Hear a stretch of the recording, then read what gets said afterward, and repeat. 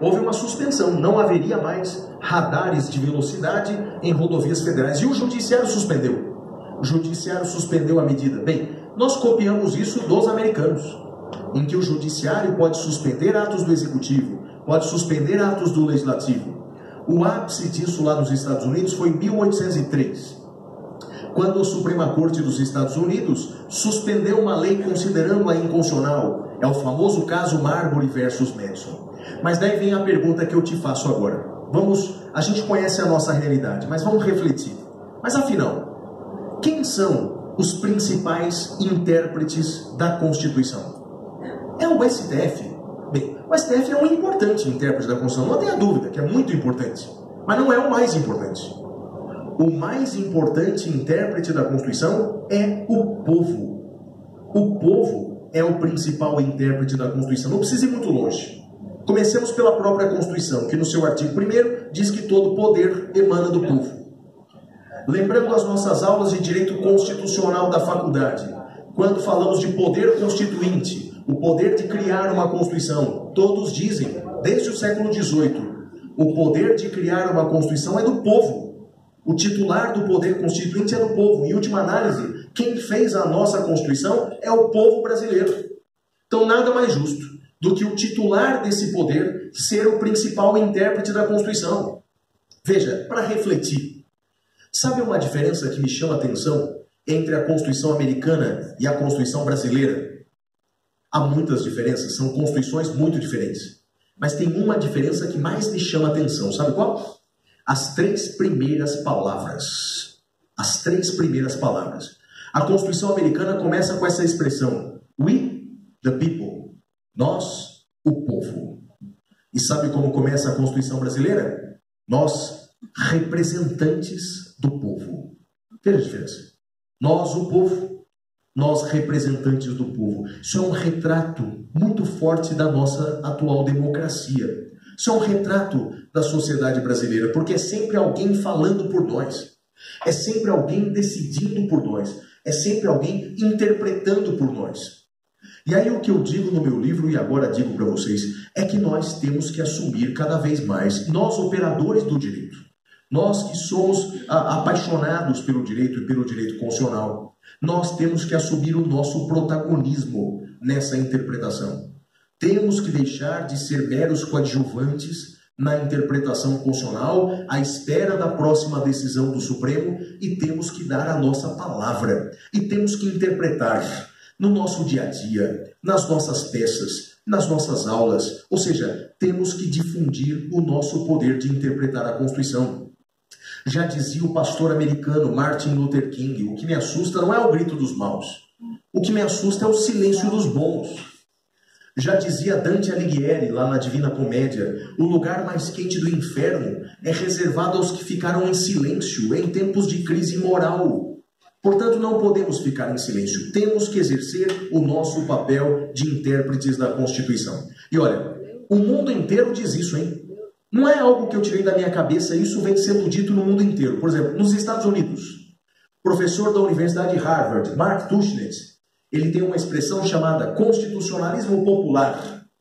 Porque assim como no Brasil hoje, nós vivemos um momento de extremo ativismo judicial, especialmente do STF, os americanos já viveram isso.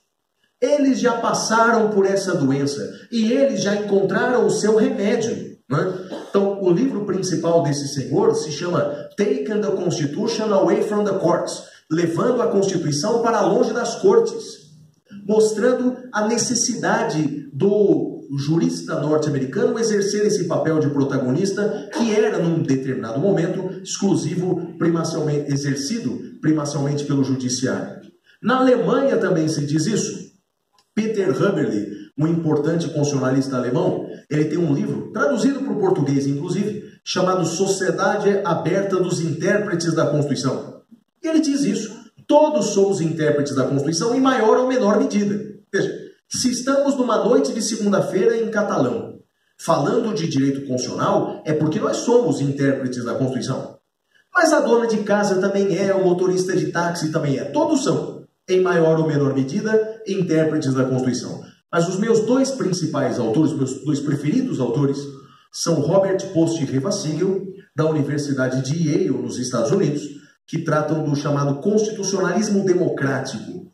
Eles até reconhecem o poder que a Suprema Corte tem na interpretação da Constituição, tem o poder de dar a última palavra, mas eles mostram que não pode ser a única palavra na interpretação. Eles sugerem ferramentas democráticas na interpretação da Constituição, que eu falo bastante no meu livro e trago aqui à baila para vocês. E um terceiro tema que eu trouxe aqui para a gente discutir, um terceiro tema, é esse daqui, que é o que mais me amedronta. O constitucionalismo abusivo. Constitucionalismo abusivo. E é o tema central da nossa conversa dessa noite aqui. Para você entender, uma pequena introdução. Segundo alguns cientistas políticos norte-americanos, como esse cientista aqui, chamado Arthur Schlesinger Jr., as democracias no mundo inteiro, as democracias, elas avançam e retrocedem num movimento pendular. Ou seja, é como num pêndulo. Há um pêndulo em que as democracias pelo mundo inteiro, ou elas avançam e depois elas retrocedem. Segundo esses cientistas, esse pêndulo dura aproximadamente 30 anos. 30 anos de uma ponta até a outra, em média. Esses 30 anos têm a ver com as mudanças de gerações. E nos últimos 30 anos, segundo esses cientistas, o pêndulo foi para o lado de lá, o lado da democracia. Nos últimos 30 anos, as democracias pelo mundo inteiro cresceram, aumentaram numericamente. Veja como faz um certo sentido. Na América do Sul, vários países nos últimos 30 anos se tornaram democráticos. O Brasil, inclusive, se tornou uma democracia há 30 anos. Além do Brasil, o Chile, o Uruguai, a Argentina, vários países se tornaram democráticos por aqui. Na África também, vários países declararam sua independência e se tornaram repúblicas democráticas. Na Europa também, com o fim da União Soviética, surgiram várias repúblicas democráticas. Então, durante 30 anos, as democracias pelo mundo afora cresceram. O problema é que os 30 anos acabaram. E o pêndulo vem no mundo inteiro recuando. O pêndulo da democracia vem recuando no mundo inteiro. Mas veja, não é que tanques vão tomar o STF ou o parlamento e matar os governantes assumindo o poder, não. O pêndulo ele não volta tão rápido assim. Os 30 anos eles recuam lentamente. O pêndulo vem recuando lentamente. O pêndulo democrático vem recuando lentamente no mundo inteiro. Vou te dar um exemplo de algo que vem acontecendo no mundo todo. No mundo todo. Né? Ataques à imprensa. Ataques à imprensa. E olha, esse slide eu fiz muito antes da decisão do STF suspendendo notícias de revistas. Muito antes disso. Eu dei exemplos, nem citei o Brasil. Mas, ó, manchetes de jornal. Liberdade de imprensa na Hungria acabou. Parlamento da Turquia aprova lei que restringe liberdade de expressão. Mais de 300 jornais dos Estados Unidos denunciam ataques de Trump à imprensa. Essa aqui é uma jornalista da Venezuela que na semana passada ela publicou vários textos dizendo que o marido dela, também jornalista, Luiz Carlos, ele foi preso na semana passada pelo governo de Nicolás Maduro, porque ele foi acusado na Venezuela, pasmem, ele foi acusado de ser o responsável pelo blackout da energia elétrica na Venezuela. Culparam alguns jornalistas pelo blackout da energia elétrica.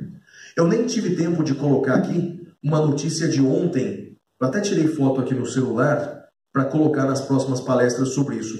Aconteceu ontem na Venezuela, tá aqui, ó, o Departamento Público da Venezuela, que trata de emissoras de TV, suspendeu, sem direito de defesa, o direito de transmissão da companhia de televisão, deixa eu ver o nome dela aqui, não tem o nome aqui, mas a televisão alemã que transmitia na Venezuela, tinha um canal na Venezuela, foi suspenso ontem sem qualquer aviso prévio. Veja, o que eu quero te mostrar é o seguinte: pelo mundo inteiro vem acontecendo ataques à imprensa.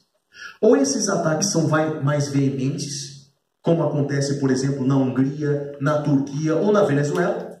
Na Venezuela, canais de televisão são suspensos sem prévio aviso, jornalistas são presos. Ou então esses ataques são mais velados, como no caso, por exemplo, dos Estados Unidos. Donald Trump, por exemplo, não dá entrevistas para todos os jornais, ele se recusa a dar entrevista para o The New York Times.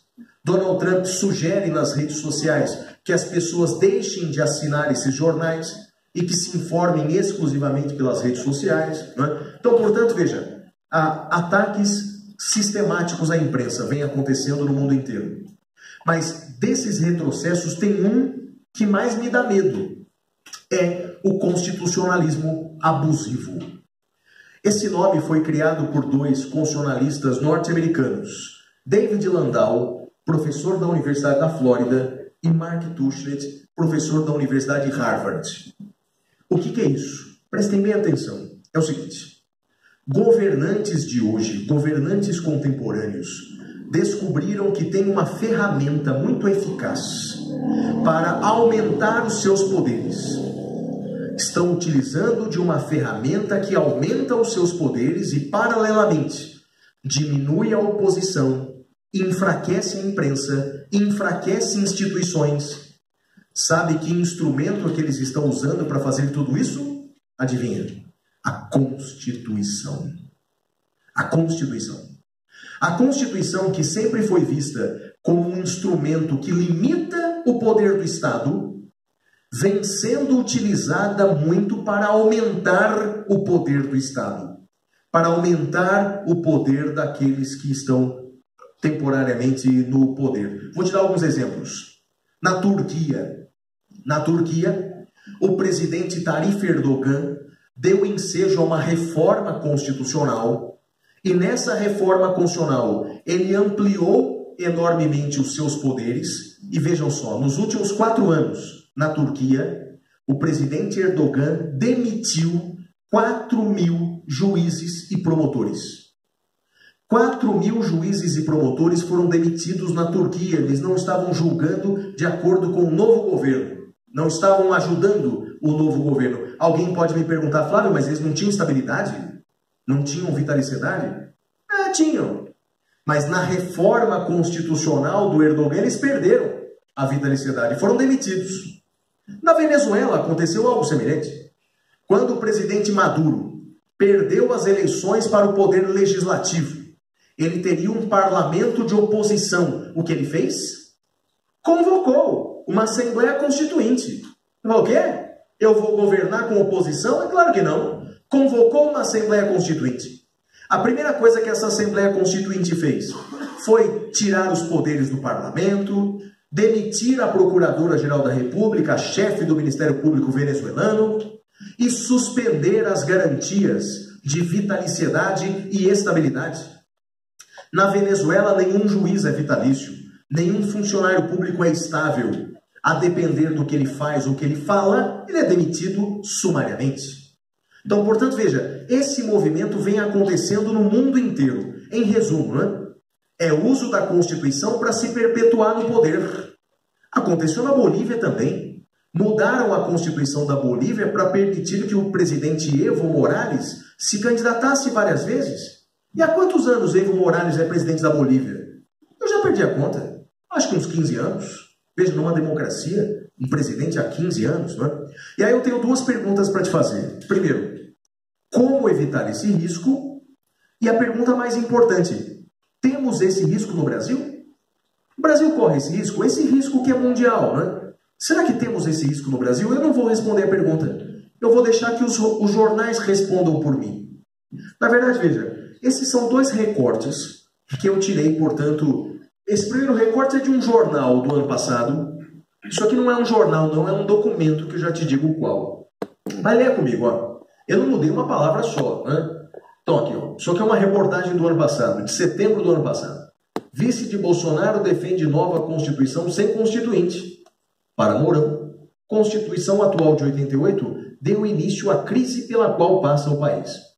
Bem, não sei se você se lembra, mas foi uma entrevista dada pelo general Mourão em setembro do ano passado em Curitiba, em que ele disse que, na opinião dele, o Brasil precisa de uma nova Constituição, uma Constituição mais enxuta, e não feita pelo povo, mas feita por um conjunto de notáveis. Lembra disso? Então a reportagem basicamente é um resumo disso. Agora, dá uma olhada nesse segundo documento aqui, ó. 1.4 de um documento bem maior. O Brasil precisa de um novo processo constituinte. A soberania popular em grau máximo para a refundação democrática e o desenvolvimento do país. Vou ler só um pedacinho. O golpe aprofundou a crise de representação política e agravou o desequilíbrio no sistema de freios e contrapesos das instituições republicanas. Em resumo, nesse documento está dizendo que o Brasil precisa de uma nova Constituição. Alguém sabe que documento é esse? Alguém tem ideia de que documento é esse? Esse é o plano de governo, oficial do candidato Fernando Haddad. Então veja, no ano passado, 2018, um candidato à vice-presidência dizendo que o Brasil precisa de uma nova Constituição, porque, segundo ele, a Constituição atual deu início à crise pela qual passa o país. E um candidato a presidente dizendo que, se eleito fosse, convocaria uma nova Assembleia Constituinte. E aí eu volto à minha pergunta anterior. Corremos esse risco no Brasil? De retrocessos constitucionais? Corremos esse risco? Me parece que a resposta é inequívoca. Corremos muito risco no Brasil. Corremos muito risco, né? No ano passado, me perguntavam, eu até me lembro, eu estava em Palmas, no Tocantins, quando no jantar, depois da palestra, Aguinaldo, estava lá até um candidato lá, governador, que era o... Me ajuda o nome dele? Na área do direito. Marlon Reis. Estava lá o Marlon Reis, estavam lá outras pessoas da cidade, e aí as pessoas me faziam essa pergunta aqui, não é? Porque estava todo mundo falando de uma nova Constituição. Mas quem faz uma nova Constituição, Flávio? Se tivermos uma nova Constituição, quem faz? Bem, os mais ingênuos dirão, é o povo que faz, né? É o povo que faz. Não seja ingênuo, né? Farão em nome do povo. Alguém fará. Em nome do povo, sempre em nome do povo. O Brasil já teve 3 modelos. Já teve uma Constituição feita por uma pessoa só, Dom Pedro I. Uma Constituição feita por um grupo de notáveis. Então essa ideia do general Mourão já teve no Brasil. Getúlio Vargas escolheu um grupo de notáveis e fez, dentre eles Francisco Campos, principalmente, que fez a Constituição de 1937. Ou então uma Constituição feita por pessoas eleitas pelo povo, né? Então, portanto, nunca é o povo diretamente que faz a Constituição, é sempre alguém em nome do povo. E aquela minha segunda pergunta lá, e como nos defender desse risco? Como nós, advogados, como nós, que somos apaixonados pela área do direito, podemos nos defender desses movimentos constitucionais de retrocesso? Bem, no meu livro, na página 117, eu trago 3 sugestões e vou compartilhar com vocês agora. Mas primeiro eu já adianto, né? Nenhuma solução é infalível. Porque, veja, para problemas muito complexos, não há soluções fáceis. Isso é para o demagogo, é para o populista, soluções fáceis. Não há soluções simples para problemas tão sérios e profundos. A primeira proposta, mas veja, isso depende muito disso aqui, depende de nós. A primeira proposta, a primeira sugestão é essa: aumentar a vontade de Constituição. Vontade de Constituição. Essa expressão não é minha, essa expressão é daquele alemão Konrad Hess, no livro Força Normativa da Constituição. Segundo ele, uma Constituição só é verdadeiramente eficaz se as pessoas acreditarem nela, se as pessoas confiarem nela, se as pessoas acreditarem no poder transformador dessa Constituição. E nós precisamos fazer isso. Primeiro, nós precisamos aumentar essa vontade de Constituição nas nossas faculdades. Hoje, o direito constitucional é ensinado na maioria das escolas de direito em 2 semestres. Imaginem, 2 semestres para o aluno estudar direito constitucional, ele mal consegue ver o conteúdo da Constituição. E o direito constitucional é muito mais do que esse mero conteúdo que está na Constituição, ele é muito mais profundo do que isso. Precisamos aumentar isso, que os nossos estudantes se apaixonem cada vez mais. Mas mais do que isso, precisamos fazer com que o nosso povo conheça a nossa Constituição. Porque se nós na área do direito conhecemos um pouco a nossa Constituição, o povo desconhece. Cresce no Brasil cada vez mais essa ideia que apareceu, até um candidato a vice-presidente defendeu, de que a Constituição brasileira é culpada pela nossa crise. Veja, Vocês conhecem a Constituição tanto quanto eu. A crise na qual nós chegamos, a culpada disso é a Constituição. A Constituição deu ensejo a essa gestão administrativa de cleptocracia. A culpada é a Constituição. Mas veja, culpar a Constituição dos problemas do Brasil é como culpar, por exemplo, o marido, não sei se conhecem essa história, é uma piadinha. O marido que chega em casa e vê a esposa aos abraços com o amante no sofá, e o marido decide tomar uma decisão, ele vende o sofá.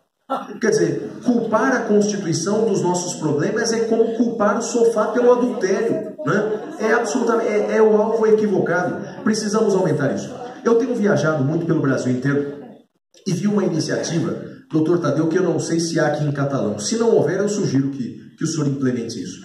Mas em várias subseções pelo Brasil afora, há uma comissão de advogados que presta um serviço voluntário de visitar as escolas para mostrar para as crianças, mostrar para os adolescentes a Constituição, dar as primeiras lições de direito constitucional. Bem, eu defendo que isso seja inserido no currículo oficial, mas até que isso aconteça, que nós, advogados, façamos isso. As pessoas precisam ter a noção de que a Constituição ela pode ser a nossa salvaguarda. A Constituição pode evitar os desmandos do poder público. E não essa ideia que se prolifera no Brasil de que a Constituição trouxe direitos demais e deveres de menos. Essa é uma ideia que cresce cada vez mais no Brasil, o que é um imenso absurdo. É um imenso absurdo. Bem, além disso, cláusulas de substituição.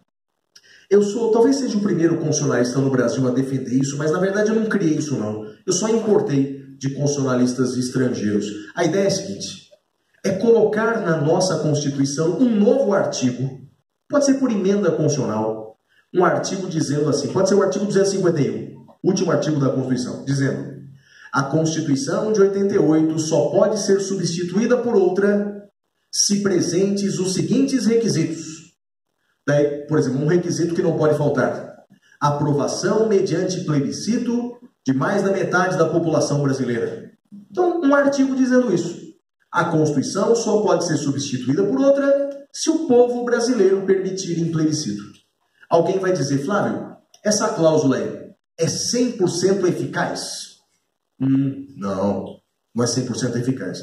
Sabe por quê? Se daqui a 10 anos, Deus nos livre, um ditador toma o poder e decide rasgar a Constituição, ele rasga a Constituição inteira, inclusive esse artigo. Então, portanto, é um artigo que não é 100% infalível. Mas eu te garanto, é melhor do que o que a gente tem hoje. O que a gente tem hoje para nos proteger de mudanças constitucionais abruptas? Não, hoje não tem nada. Hoje não tem nada. Então, o meu receio qual é, na verdade? Daqui a 3 anos, se o Brasil não sair da crise em que está, e torcemos todos para que saia, mas se não sair, assim como no ano passado houve 2 candidatos que culparam a Constituição, eu tenho medo de daqui a 3 anos outros candidatos usarem o mesmo discurso, culparem a Constituição, o excesso de direitos por conta disso. Porque, por exemplo, o artigo 7º da Constituição, que traz os direitos do trabalhador, como 13º salário, 1/3 de férias, FGTS, etc., hoje é tido como cláusula pétrea. Só tem um jeito de revogar todos esses direitos. Qual é o único jeito de revogar tudo isso? Com uma nova Constituição. Com uma nova Constituição, esses direitos todos podem ser abolidos. E antes que alguém me pergunte: Flávio, mas e aquele princípio da proibição do retrocesso? Vou dar um conselho. Não se apegue a esse princípio. Ele não vai nos salvar. Porque ele não salvou ninguém no mundo inteiro. Esse princípio da proibição do retrocesso, que nem está expresso na Constituição, foi uma criação de alguns portugueses que já mudaram de ideia. O Canutilho, por exemplo, já não defende mais esse princípio. O que eles afirmam é que em tempos de crise econômica, não há como impedir o retrocesso. E cá entre nós, vivemos um momento de retrocesso. É só escolher a política pública que você quiser. Pega a educação, por exemplo. Se nós pegarmos o investimento público hoje em educação, é menor do que o do ano passado. E é menor do que o de 2016. Ou seja, está ocorrendo um retrocesso no tocante à educação e no tocante a outros tantos direitos. E esse princípio da proibição do retrocesso não será capaz de nos salvar. Então, portanto, existe um risco muito grande de uma nova Constituição. Temos que nos proteger. A terceira solução, a terceira saída, né, sugestão, é a criação, mas está longe de acontecer, muito longe.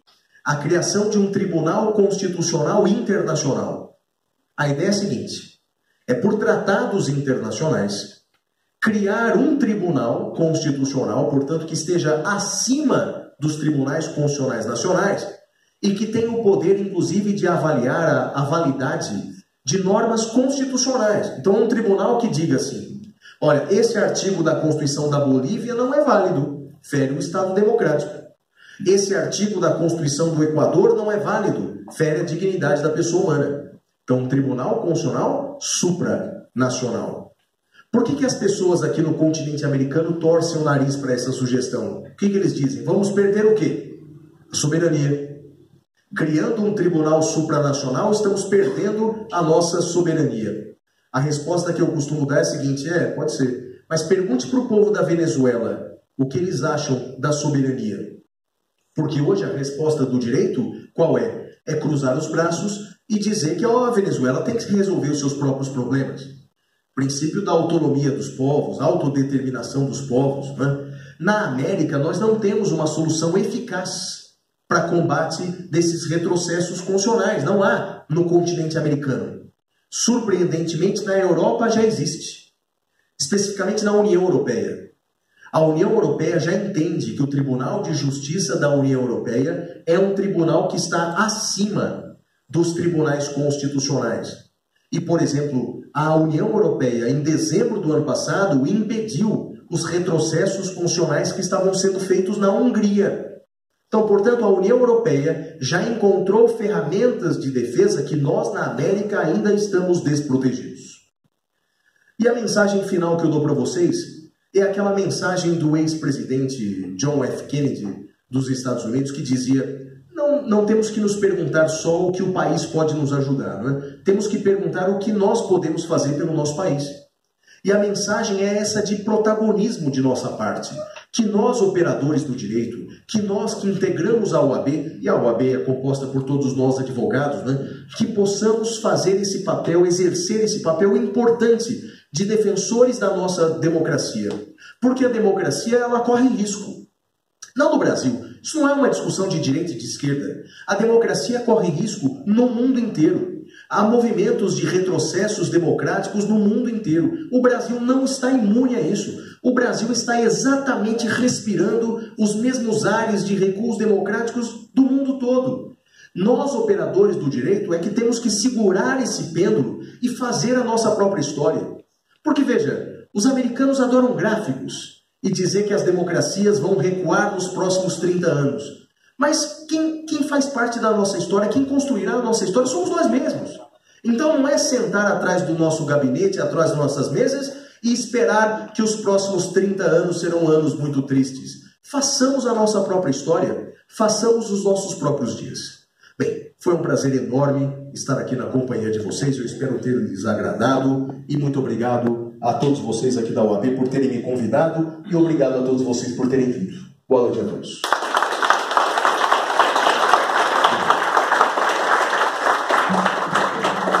Vou deixar a palavra aberta aqui, quem quiser fazer alguma pergunta, professor Flávio, o microfone aqui, Flávio. Vai ser um prazer. Eu sei que tem as suas nomeações ainda, não tem? Alguém gostaria? Ao final do evento, eu sei que ainda haverá outras atividades importantes aqui, né? Nessa noite, eu quero assistir todas elas, mas como eu disse no começo da palestra, aqueles que se interessarem por conhecer mais esses temas,